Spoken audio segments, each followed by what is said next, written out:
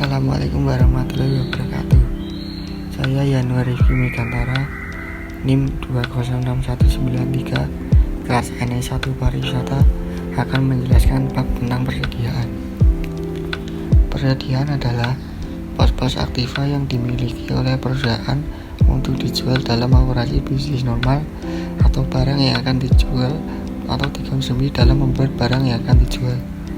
Dapat disimpulkan bahwa persediaan atau inventory merupakan aktiva perusahaan yang menempati posisi yang cukup penting dalam suatu perusahaan, baik itu perusahaan dagang maupun perusahaan industri.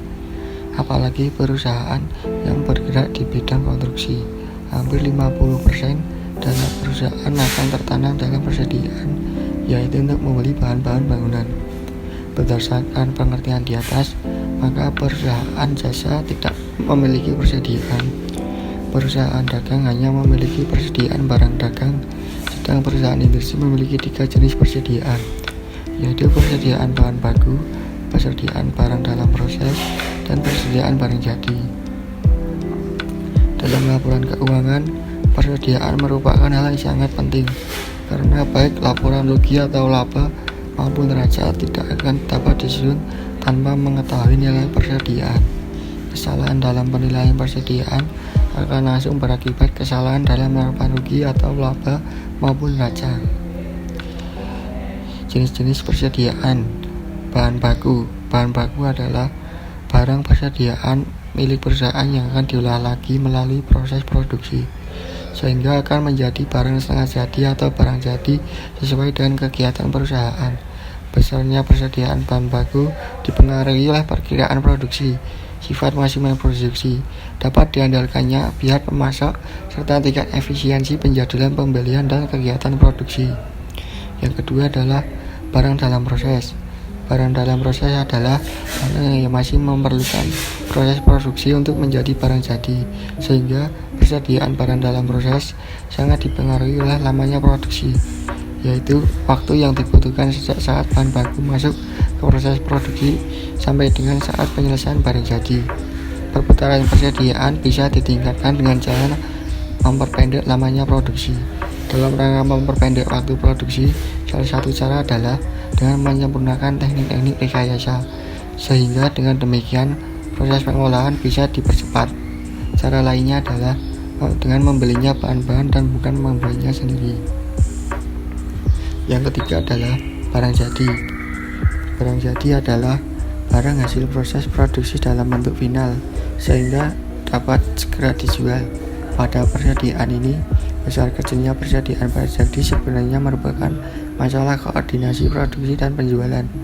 Manajer keuangan dapat merangsang peningkatan penjualan dengan cara mengubah persyaratan kredit atau dengan memberikan kredit untuk risiko yang kecil, tetapi tidak peduli apakah barang-barang tercatat sebagai persediaan atau sebagai piutang dagang. Manajer keuangan harus tetap membiayainya.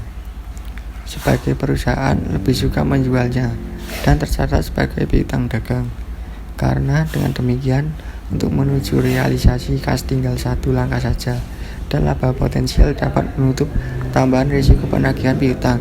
Dari uraian di atas dapat kita artikan bahwa dalam proses akuntansi persediaan memerlukan adanya penilaian atau valuation, karena persediaan merupakan bagian dari cost yang akan di-match dengan revenue dan akan menghasilkan income dengan penyajian laporan arus kas.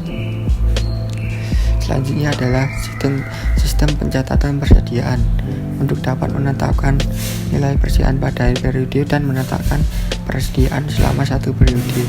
Sistem persediaan yang digunakan ada 2 metode. Salah satunya adalah sistem periodik, yaitu pada setiap akhir periode dilakukan perhitungan secara fisik untuk menentukan jumlah persediaan akhir. Perhitungan tersebut meliputi pengukuran dan penimbangan barang-barang yang ada pada akhir suatu periode untuk kemudian dikalikan dengan suatu tingkat harga atau biaya. Perusahaan yang menerapkan sistem periodik umumnya memiliki karakteristik persediaan yang beraneka ragam, namun nilainya relatif kecil. Yang kedua adalah sistem permanen atau perpetual, yaitu melakukan pembukuan atas persediaan secara terus-menerus dengan membukukan setiap transaksi persediaan baik pembelian maupun penjualan. Sistem perpetual ini seringkali digunakan dalam hal persediaan memiliki nilai yang tinggi untuk mengetahui posisi persediaan pada suatu waktu, sehingga perusahaan dapat mengatur pemesanan kembali persediaan pada saat mencapai jumlah tertentu. Misalnya persediaan alat rumah tangga elektronik, contohnya mesin cuci, kulkas, microwave, dan lainnya. Untuk itu, perbedaan penggunaan metode kedua adalah pada akun yang digunakan untuk mencatat pembelian persediaan. Pada sistem pencatatan periodik, pembelian persediaan dicatat dengan mendebit akun pembelian, sehingga pada akhir periode akan dilakukan penyelesaian untuk mencatat harga pokok barang yang akan dijual dan melaporkan nilai persediaan pada akhir periode. Sekian dari